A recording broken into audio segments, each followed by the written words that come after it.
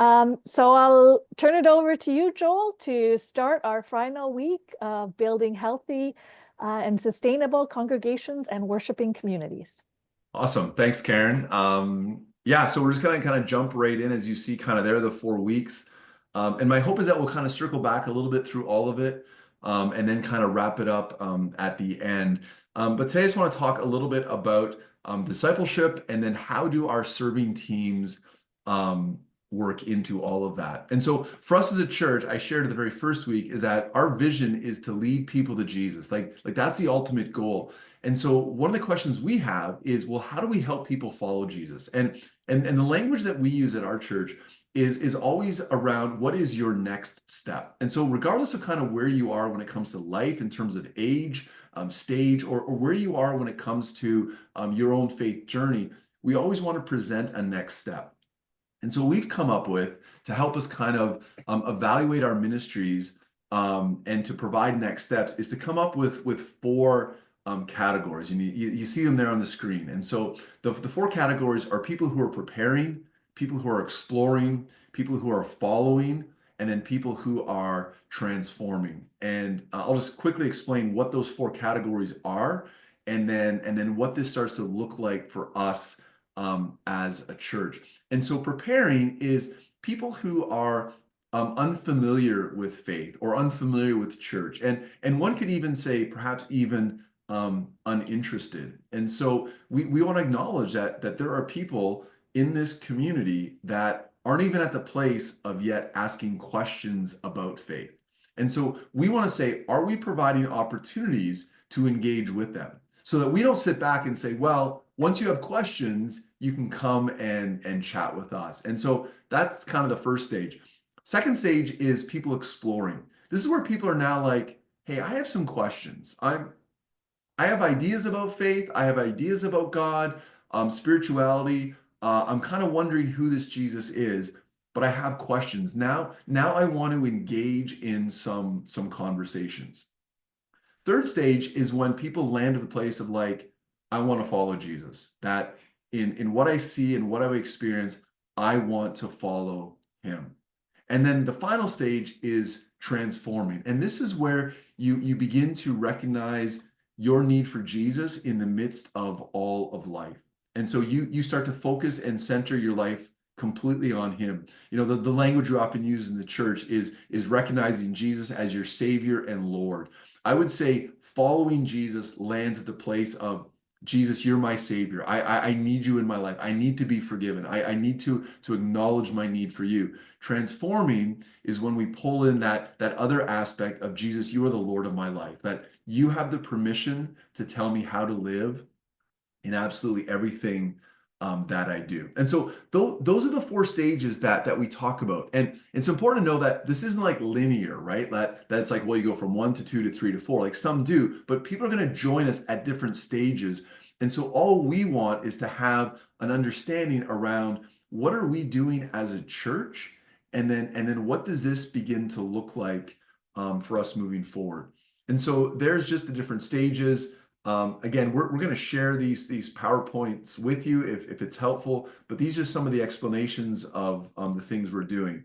But to kind of briefly illustrate it, what are the things that we're doing for people who are preparing, kind of, maybe not asking questions, maybe not even interested? How do we begin to engage with them? And so these are what we refer to as some of our, excuse me, bigger community events. And so things like the ice cream truck, things like our block party, Christmas Eve. Oftentimes people come because of the sentiment and because of the tradition around it. That people are like, yeah, this seems like a reasonable thing to do. Sometimes around Easter, it's a great opportunity. So like we run an Easter egg hunt because for most people, Easter is not about the resurrection of Jesus. It's about finding Easter eggs. And so we're like, well, let's jump in on that. And then perhaps it creates a conversation more about Jesus. We just recently started a games night. We've partnered with the Paris Beer Company, a local microbrewery. And so we're running games night every other Tuesday.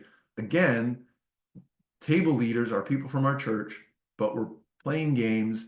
people are coming, and it's an opportunity to begin conversations. And oftentimes, what we see is at the preparing stage, how can we begin to give people a glimpse of who we are as a church and then also why we do it? We also talk about what we do with online, with social media. People are continually wanting to kind of check you out before they ever come.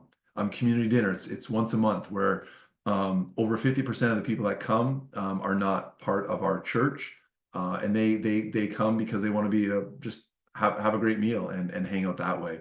A jam night, another opportunity to engage musicians who maybe are like, listen, I'm not interested in Jesus or church, but I love to jam. And so you're providing a space, I will come and do that.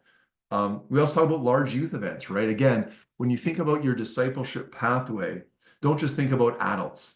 Where do youth, where do students, where do kids begin to fall into that? And so for our youth, we want to create large youth events whereby they can invite their friends who may not be interested in church or Jesus, but they're like, I'll come and play games, or I'll come and go bowling, or I'll come and do different things like that. And so how do we create events for them? Same thing with our kids, different ages, different stages, just recognizing where people are at in the midst of life. Summer camps, we run 6 weeks of summer camps. Again, it's a great opportunity. We recognize that parents are looking for places for their kids to be during the summer. And so we want to run summer camps that are well run, that are engaging the kids. And when people ask, like, why do you do these camps? Like, we're like, we believe as a church, we're for our community. And so we want to create a great space for that. And what it does in this stage of preparing is it starts to open up doors, or it starts to knock down the barriers of people's negative conceptions of church and what it means to have faith. So second stage is then exploring. And so what are some of the things that we're doing around that? One of the things we do is Sunday mornings. Oftentimes people, when they start to have questions, they'll show up on a Sunday morning. And so we want to be very thoughtful about the language we use on Sundays. Also be very thoughtful around some of the sermon series that we do. And so oftentimes throughout the year, we'll do Q&A where I'll take live questions where people can come and actually ask their questions. And it creates the space for people to realize, like, hey, wait a second here. I have questions. They're asking questions. They're not necessarily giving cookie cutter answers. I'm interested in that. An actual ministry we're engaged in is Alpha. It's a great way for people to come and begin to ask questions around the Christian faith and what does it mean. And so we really use Alpha as a means of connecting people into what we're doing. And then finally, we run newcomers lunches. We run these every other month. Again, when people are there, they get to hang out with me, ask questions about the church, about faith, about why we do what we do. It's just another means to engage people with where they're at. So go preparing to exploring to now following. And what are we doing here? At following, it's at the place where people are now at a stage where they're like, I want to make a commitment to Jesus.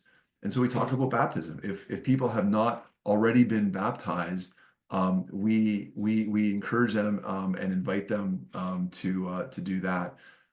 It's oftentimes here that we then start to talk about potentially small groups, or we also talk about ways that people can follow Jesus. And so there's that opportunity as well. We also want to create series on Sunday mornings, just around how do we begin to develop our faith as well. And so we did a series last year on discipleship and just what that starts to look like. And then finally, the last one is around transforming. And so this is the place where people are like, now, how do I make all that I do focus upon Jesus? And so this is really the place where people land with small groups around leadership roles and around being more specific with some of the disciplines. And so whether that is around giving, around serving, those are some of the opportunities.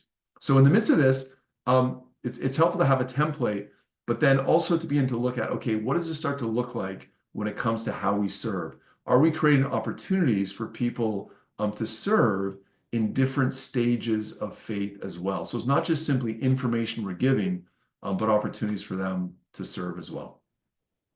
Right. So then as we talk about discipleship, I think this is then more of a natural segue into serving. And so we believe that serving is a key part of discipleship. That when you serve, it's not just simply what do you do, but how does discipleship begin to build your faith as well? I think serving. Just a couple of thoughts before we get into some of the more nuts and bolts of it. But serving for a church is a sign of health and also potential growth. Oftentimes, one of the misconceptions is people think, well, if we grow, then we'll have more people to serve. Yes, but that's not the approach we've taken. We realize more and more that we need to build up our serving teams, and out of that we begin to see even greater growth. And so serving is just so important for us because it builds community. Like within the serving teams, people get to know others, but it also builds faith. That oftentimes what I've experienced, and perhaps what you start to realize as well, is that when you serve, it actually starts to deepen your faith. It actually starts to benefit you. And one of the conversations I often hear, particularly with those who are leading our kids ministry, is they're like, man, I am learning so much, not just by what they're teaching, but by the questions that the kids are asking and the way that they're engaging. And so suddenly you see this kind of back and forth. And so when we talk about serving, we don't just simply talk about, what we need from you, but what it is we want for you. And so I don't believe that you can deepen your faith without serving. And so this idea of this consumeristic mentality of I'm going to come to church and I'm going to get fed and I'm going to get what I need. Yeah, of course we hope that happens, but one of the ways that we really put faith into practice is when we begin to serve. And so here are just some of kind of my takeaways around building your serving teams. And we talk about specifics around what the responsibility is going to be for them as well. Third thing is reasonable commitments. A lot of people are scared to step up and serve because they're like, is this a life sentence, right? And so we always say within specific ministry, depends on the ministry, but we always ask, can you give us 10 months? So September to June, and then we can reevaluate. Because then we say to people, listen, you may want to step into something else, or you may want to do something differently. And it's easier to commit to something when you know there's already an understood end point. Nothing is more awkward than being like, I kind of like to do something different, right? And you think, this is what I have to do. And so we want to be reasonable in terms of what our ask is. And then the final thing I would say around serving is encourage people. Like encourage, encourage, encourage. If people ask me like what is my job description, like top 5 is I'm like the head cheerleader, right? Like I am the as the minister of the church, I am the number one recruiter and encourager. And so I tell all of my team leads, listen, I will find you people. I will get people involved and I will encourage, encourage, encourage. And that's just in terms of what they're doing, in terms of why they're doing it. Because one of the greatest barriers, and I think I talked about this a couple of weeks ago, I think to ministry, um, is discouragement. And so we have to push through it and we have to fight through it. And so with our staff, with our team leads, I am constantly just wanting to encourage them, whether it's texts, whether it's emails, whether it's from the front of the church, whether it's with our youth that are serving, just want to, continue to encourage people in just everything that they do. So, so that's kind of a very broad approach to what we're doing in terms of a discipleship pathway and in terms of serving and in terms of just different ways that people can get involved. And so I just want to have one last thing to share with all of you, and then we're going to open it up to Q&A, or if you're all good to just have an earlier afternoon, we can do that as well. But I want to come back to, I think, a final thought. Like, if you forget everything else that I've said, for us, it really comes down to this. One of the things that we have seen in the health and the growth and the sustainability of our church is the willingness to embrace change. Like, it is necessary. Like, this isn't even a, well, we'll think about it. If churches are not willing to change, and I'm not saying what to change, but if you're not willing to change, the writing is on the wall. I believe that change is a necessary part of discipleship. That one of the ways that God grows us is when we step out of our comfort zones and we step into things that we may not always be familiar with, we may not be comfortable with. And so we don't change things at our church just to be like cutting edge or to be like the cool church. You meet me in person, I'm not the cool guy, right? Like you'll figure that out on your own real quick. But we change because we think it's necessary. The message always remains the same. We do not shy away from talking about Jesus and being very clear about that, right? Like everything we do points to Jesus, but the methods change. They do. And it changes based upon what we're doing, where we're doing it. We're constantly thinking about it. And so I'm well aware that there's often a process to change. And so the things that I'm thinking about, I need to get talking to my leadership team about. And then eventually that gets spread out to the congregation. So we're thinking about changes that'll likely come in the next 12 months. And so as session, as leaders, we're already having those conversations. And it's then going to trickle into the congregation, because I realize that change takes time, and very few people like change. I get that. But if it's presented in a way that people start to understand it, they can begin to embrace it. And so I'll share two things in terms of two practical things that I do personally to implement change, and then corporately as a church as well. The personal practice for me that's been a game changer when it comes to change is journaling. And I'm not saying journaling like write every day, like what my thoughts and my feelings are. That's not me. Like I'm not that kind of a journaler. I seasonally journal. I talk about the things that are happening, both in my own life, but more specifically, what's happening in the church. And I write it down, because inevitably there is some sort of barrier, or there's some sort of frustration, or there's some sort of new opportunity. And so what I do is I write it down, and it becomes a specific prayer point. And this becomes amazing, because then I can look back and I can see the progress that we have made. Or I can look back to a time where I was struggling with a decision, or I wasn't so sure. And then I'm able to kind of look back and realize, wow, like it's been amazing to see what God has done in the midst of it. And so typically, I'll journal, a few times a week or a few times a month, but just keep that process going, because it begins to create a log of all that is happening. And it's so helpful to begin to go back. And I'm already noticing that there's always a hesitancy to be like, oh, like we've already changed some things. Like, what are we going to do next? But we really believe that this is kind of a call to be faithful. So that's something that I do, whether that's helpful for you. Implementing change as a leadership practice is have the conversation. And I always say, get people in rooms and get people in circles. And so when it comes to change, I always have the conversation with the leadership team, and then we always have the conversation with the congregation.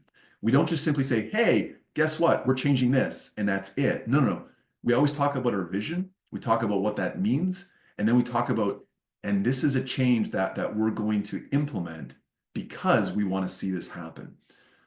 And so oftentimes people that are hesitant to change, it's motivated. One of the motivations can be fear, right? Like what's it going to be like, and like we're comfortable with this, and so just have those conversations. Like literally start to ask people like, what is it that we are afraid of? Second thing is ask the honest question: what is the cost if we don't change? Like I realize there's a cost to change. I realize that there are people that will not like the change. There are people that will leave um, because of change, and that has happened. People have moved on, and we try to bless them as they go and find them places that may be a better fit. Um, but the question we always ask is what is the cost if we don't change? And for us, a lot of the change that we do revolves around the people that don't know Jesus yet. And so we're making changes and decisions for people who aren't even a part of our church. But, but we want to see them become a part of the kingdom of God. And I think Jesus talks a lot about this. Like he talks about the lost sheep, right? Like you leave the 99 to go find the one, which I think there's a number of applications to this. But one of them is like listen, the people who know Jesus should be good. We want to do whatever is necessary to reach people that don't know Jesus. And so I have these real honest conversations with people. It doesn't mean that our church is not a place for people who follow Jesus. There's a lot of opportunities, but my focus is always outward facing. I wrestle more with how do we reach our community with the love of Jesus, and what are the barriers? What are the things that we need to change in order to make that happen? And so that always really becomes a bit of our process. And so I'm going to stop there. But just, I mentioned, I think in the first week, Karen reminded me of this, that I've been in Paris for 17 years, but I feel like I've been a part of three different congregations, a more traditional church when I came, um, to one that kind of entered into COVID, that came out of COVID. And through it all, we've been like learning, we've been changing, we've been exploring, and we're still learning. And so I know those of you that have reached out to me, I've often jumped on your websites and checked out some of your stuff, and I'm encouraged by what you're doing. And I figure I give people permission to borrow stuff that I say, so I'm probably going to borrow stuff of yours as well. So I just want you to be encouraged in terms of what you're doing, that this isn't to be overwhelming. And again, understand your circumstance, understand where you're at, and understand what can we step into next to begin to make this happen. Um, and if I can be of any help, please do not hesitate to jump in. But thank you for your time. Thank you for giving up 4 weeks to hang out with me online. Really appreciate it. So let's just jump into some questions and go from there.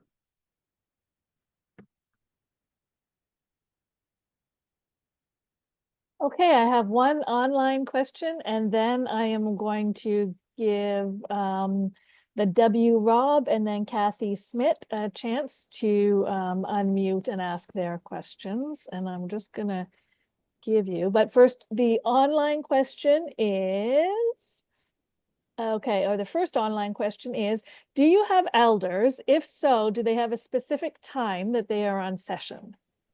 Yes, yeah. So we have elders. We have 9 elders right now.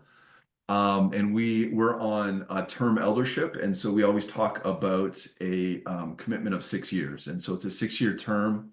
Yeah, so that's kind of where we land. Okay, W. Rob, if you want to unmute and ask your question.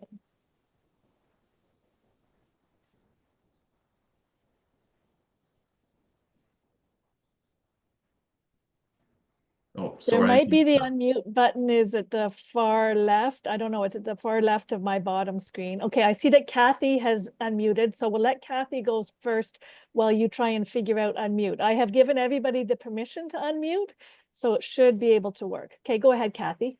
Sorry, I don't mean to jump ahead in the line. It's great. And I just want to say, I've reached out to Joel a couple of times and he's been fantastic in terms of the encouragement and thoughts and ideas. So I'd encourage others to do that as well. Joel, I'm just interested in your small groups. Can you give us an idea of maybe what some of the focus of your small groups would be? Is it all Bible study or how do they work? Nope. So again, so currently we have 11 small groups. This is actually one area that we're going to be focusing more in on in terms of our strategic plan. We don't do cookie cutter small groups. And so one of the things that I really believe in is if you ask people to lead, you always, again, talk about the vision, but give them permission to lead in the way they want. And so we have some small groups that are more Bible study based. We have other groups that are um, more topical. And so there is and some of them are mixed, and so men and women, and others are simply men. Some are women. I'll give you an example of two. One that I lead, it's called Beer, Books, and Banter. And so our tagline is like, come for a beer, we'll have some banter, and we're going to read a book. And so we show up at a local pub. Guys come. And either we're kind of reading through a book that is a Christian book that is based on specific themes, or I send out links to shorter YouTube videos that everyone watches, or some of them watch, but then we can have discussion. And so it's really set up in the way of for guys. So we have guys ranging from mid 20s into their 70s. And it's amazing because you get this cross generation. Like one of the things I love about our church is we're multi-generational. And so we try not to be like, well, we've got this group and this group. So they come together. And then there's like, so another group would be like a women's group, which would be kind of like a version of that as well, where they're reading through a book together and then coming and having conversations. So our small group ministry is based around the vision of connection. We want people to connect with God and we want people to connect with others. And so we talk about this isn't just a social group where you're not talking about faith, nor is it just a Bible study where that's all you do and you're not making a sense of connection. So that's where we are. Okay, thank you. You're welcome.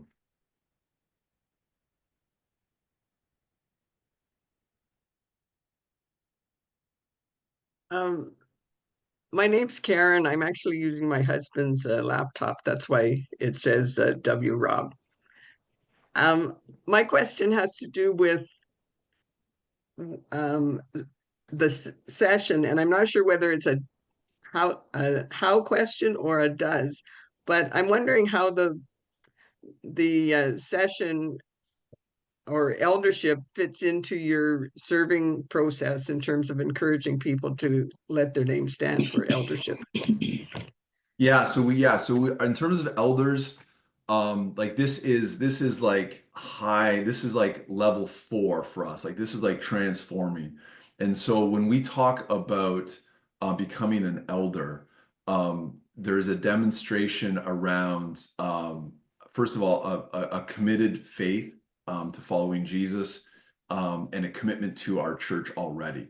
And so if someone has not already demonstrated a commitment to serve within our church, eldership is not even on the table.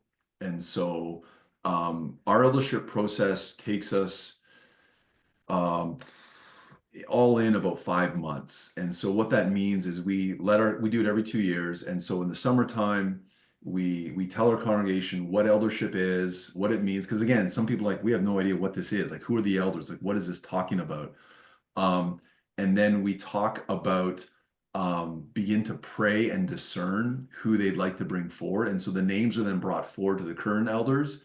And then out of that, the elders then look at it and say, okay, like who on this list do we feel could be a person suitable for eldership? And so I then go have a conversation with them. And I set a real hard, like a fair, like it's a high bar.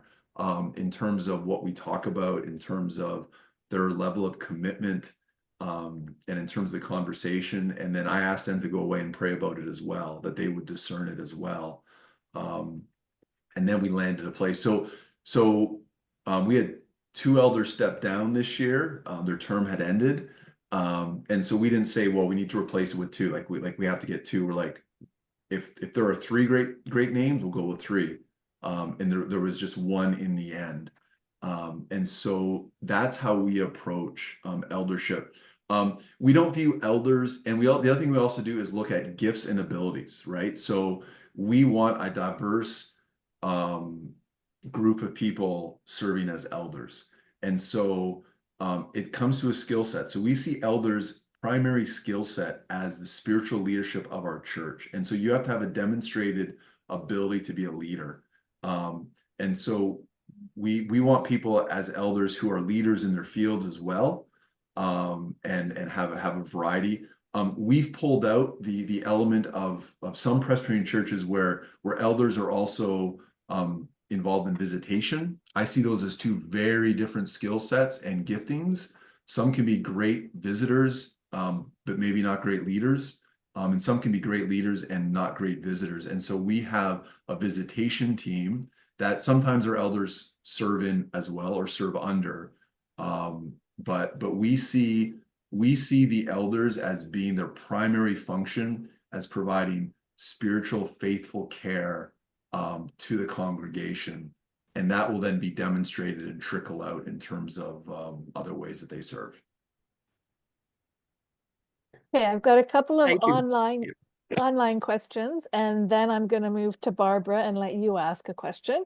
But I think this one follows up nicely that question that was just asked. How many people are involved in your leadership team ministries? And if you invite people in, there must be people committed to caring for the new people. So yeah, so how many, oh shoot, I should have had this number. I can get you the firm number, but we don't talk about committees. We don't have committees at our church. We have team leads. And so we would have probably 9 different ministry team leads, and within that it falls into different places. And so, for example, we have like a kids team lead, we have a music team lead, we have a discipleship team lead, and under discipleship falls outreach. So we don't have an outreach team lead because we have a variety of different types of outreach that fall into different places within our ministry. So yeah, about 9 ministry team leads. Some of them are, 2 of them are paid staff. The other 7 are not paid, but I treat them the same as if they're paid. Like whether you get paid at our church or not, it's the same plane level in terms of decisions and in terms of conversations. In terms of new people, we're actually going to be hiring, if anyone's in the Paris area and wants to come work with us, we're hiring a part-time 20 hours a week connections leader. And this person is going to be primarily focusing upon new people coming to our church, getting them connected and integrated into what we do, because it's a great problem to have, but with the number of new people that are coming, it's absorbing a lot of my time. And so one of the primary roles of the elders is to look at my use of time as well, and what is the best use of my time. I think the question is also, how do you care for new people in the serving teams? Yeah, so that's always up to the team lead to make sure that there is a bit of an onboarding, make sure that they are included and that they're aware of just the significance of what they do. Okay, another question online is, can you give any examples of songs you use at Christmas Eve to help create the preparing to explore message? Yeah, so what songs we use? one of the things we talk about a little bit around Christmas is like, don't mess with Christmas, right? Like people want some more traditional um music done. So we'll do a bit of some more traditional. So we'll do Joy to the World. We'll do Silent Night. We'll do Oh Holy Night. Um, but then we'll also look to see what is some of the more, for lack of a better word, contemporary music that is being played even on radios that we can incorporate as well.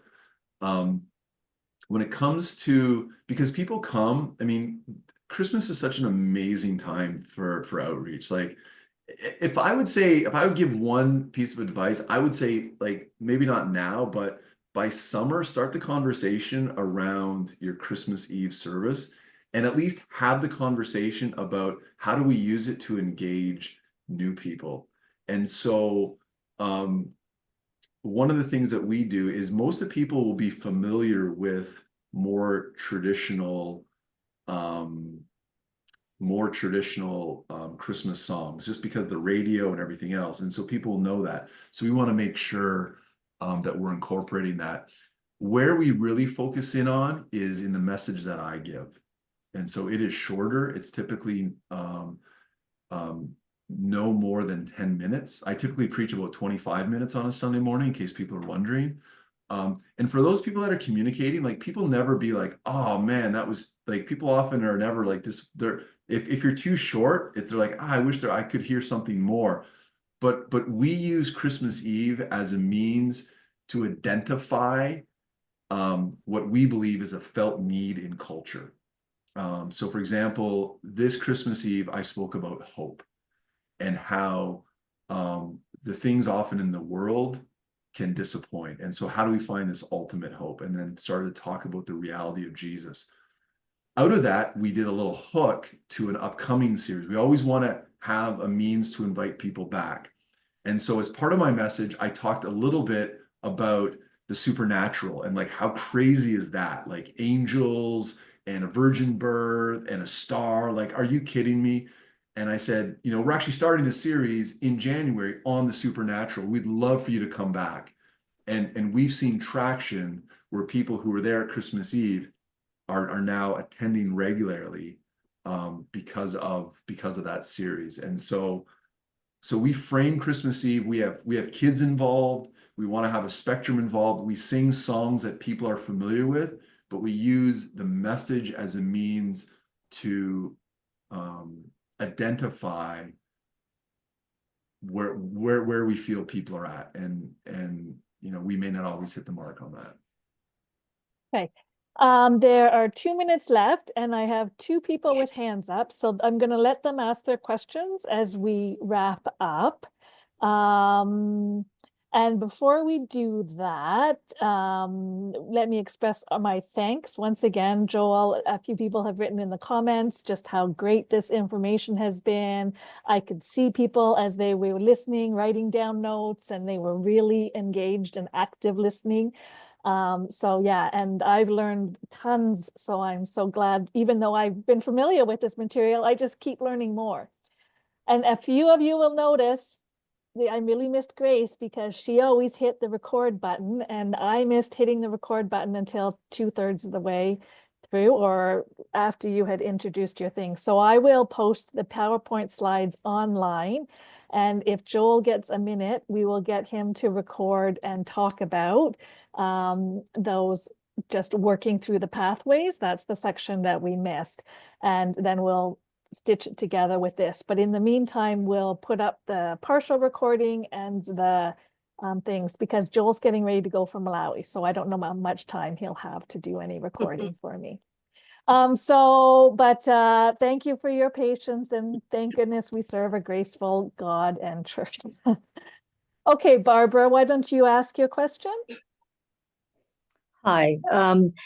My question is structural, I think, in a way, and I've been so appreciative of all the information you've given.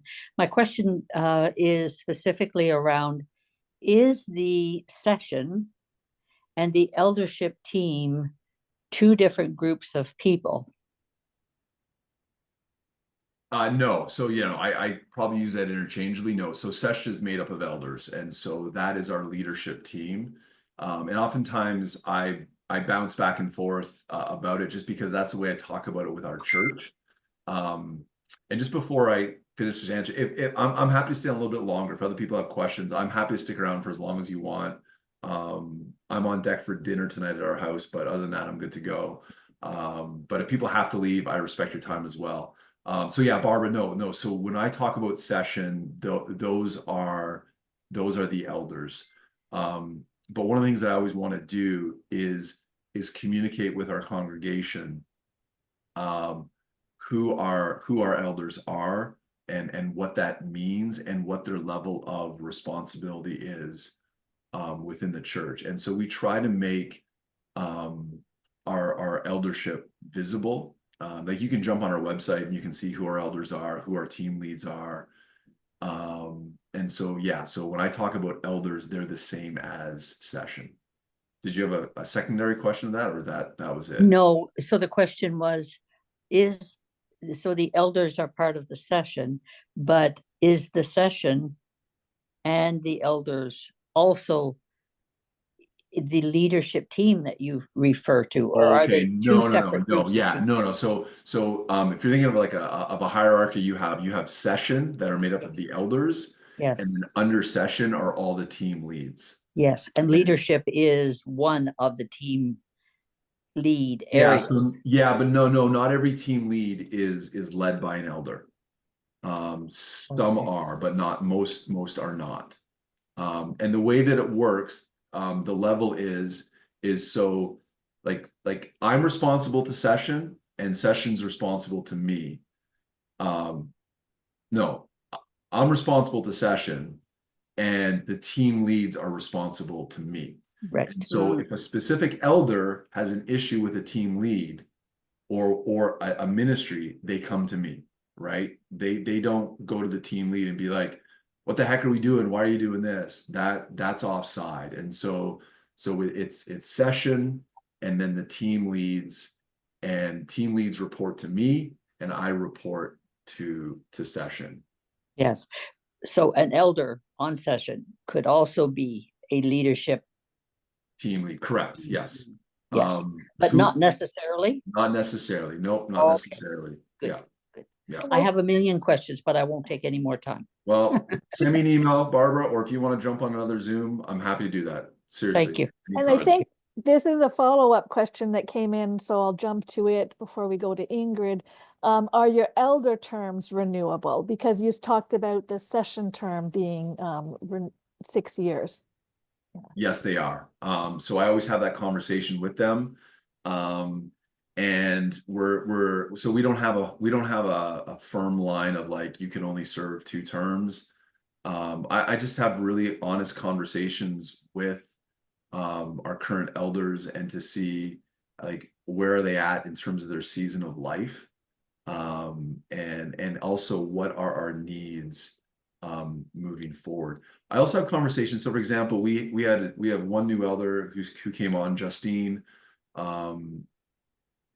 She's and one of her questions is, I understand it's a 6-year term, but I always say, listen, if life changes, if things come up, I've had times where elders have needed to step down for personal reasons, whether it's 6 months or a year, and then they come back, and so we try to be understanding in the sense of, yeah, this is a level of, because 6 years of anything like that's a chunk of change, but there's an understanding within there that if circumstances change, then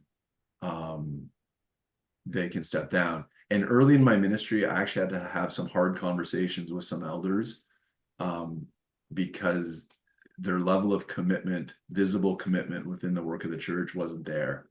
And so I just said, listen, like, I don't think you're in a season of life right now where you can serve, because we're accountable to the church, right? And if our elders aren't visible, and by visible, I mean, they're on Sundays and involved in a ministry within the church, those are non-negotiable.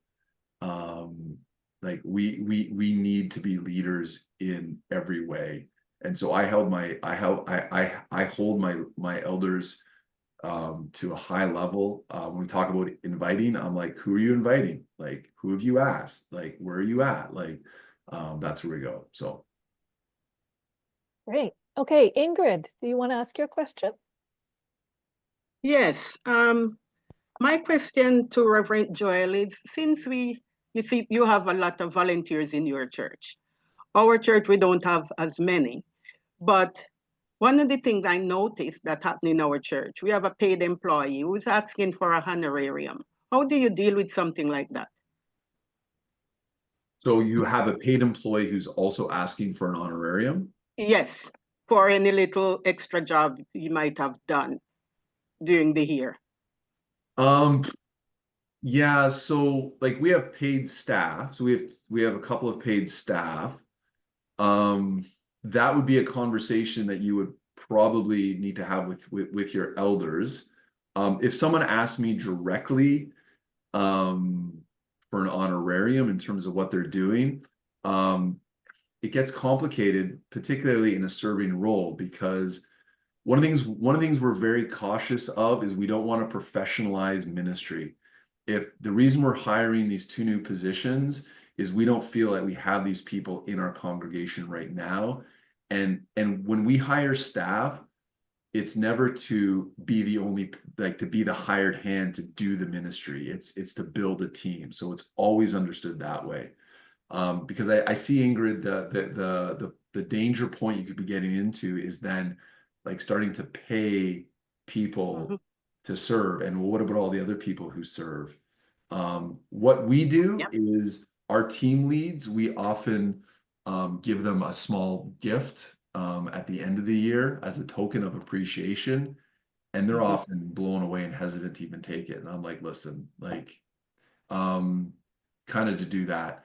So yeah, so I could go offline and talk a little bit more, but that'd be a little bit of a red flag if a volunteers. Now we cover all of our as much as they'll let us, our volunteers expenses. Like we don't expect people to take out of pocket. And so if we're providing food or they're needing to drive a great distance or things like that, like if there's expenses to the ministry, the church covers that 100%. Like when I take my volunteers out for coffee or lunch, they never pay. Like I refuse to let them pay. Like I will, like it doesn't happen. Like our and I don't like our church pays for that. Like we have a budget around that. So yeah, like just be wise. In terms of building serving teams, something I didn't mention is speak about the value of serving. And so I'll sometimes talk about like the number of hours served by our volunteers. One Sunday we ran it where we had no volunteers. We refused any volunteers and we only let staff, paid people, do stuff. The service stunk, right? It was terrible, right? Because there's like, well, who's getting coffee? Who's doing this? Like literally, and we made it, and everyone's like, holy smokes.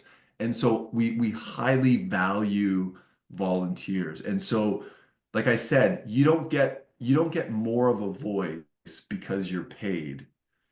If you're on an equal leadership level, whether you're a volunteer or whether you're paid, I listen, we listen to you equally. So highly value volunteers and build volunteers through vision. And there's times where I go and I say, listen, this is a ministry we want to do. And if we don't have people step up and I don't guilt them, but I say, listen, if we don't have the volunteers to do it, we don't do it. And it just doesn't happen. This is maybe a follow-up to that. So what have you discerned is good to pay for? For example, I get a lot of questions from churches who struggle these days to find good treasurers to do because of the demands for treasurers and bookkeeping and all of that. And so they are starting to shift to pay somebody for bookkeepers or treasurers to do that really hard labor-intensive work. So is there something that you discern? And you said this is something that we don't see right now being covered in the church, but is there anything that ties together where you've said, okay, this is stuff we pay for, or we buy food as opposed to having people maybe contribute food or do things like that? Yeah, like I mean, so one of the conversations we have around alpha is like food is huge. And so we're looking at how do we potentially down the road build a budget where we just cater food. We just don't worry about it. Because I think one of the most valuable resources that you have are people's time.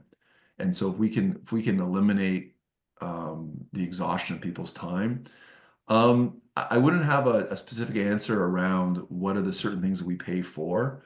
Like for example, yeah, like so we have a bookkeeper. They're not a part of our staff. Like we pay that out. But our treasurer and we have a treasurer and a finance team lead. They're volunteers. All of our administration is done by volunteers. So we have we have 3 amazing individuals who facilitate our admin. In the past, that would have been a paid role. So there's a bit of fluctuation.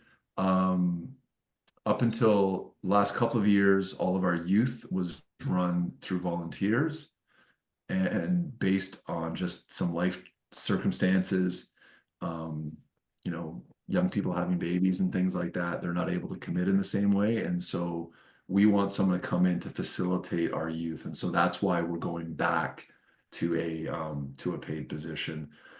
This connections role, sometimes we base pay on also the number of hours required. Like I think it's unreasonable to ask. So this connections role is looking at about 15 to 20 hours a week. To ask a volunteer to do that, that's too much, right? Like that's a lot. So oftentimes it comes down to number of hours. Do we have people who can step into the role? So we fluctuate back and forth. And I thought it was, you mentioned a previous week that one of the ways you were able to do this 6-week summer camp in the summer was by getting the grant from the Canadian government to hire some youth to help with that too. Yeah. Like we look for grants. Like we're subsidizing our new connections person through a grant through our presbytery. And so those are kind of some of the steps that we've taken. So yeah. All right, I don't see any more hands up and I think we have covered all the questions in the chat. So once again, thank you, Joel, for doing this. A reminder to people that if you've got questions, he's open to respond to them. And offline, we hope that you will continue to grow, and we'll look forward to hopefully doing some more case studies with different types of congregations and ministries in the future. Bye-bye. Thanks, Thank everyone.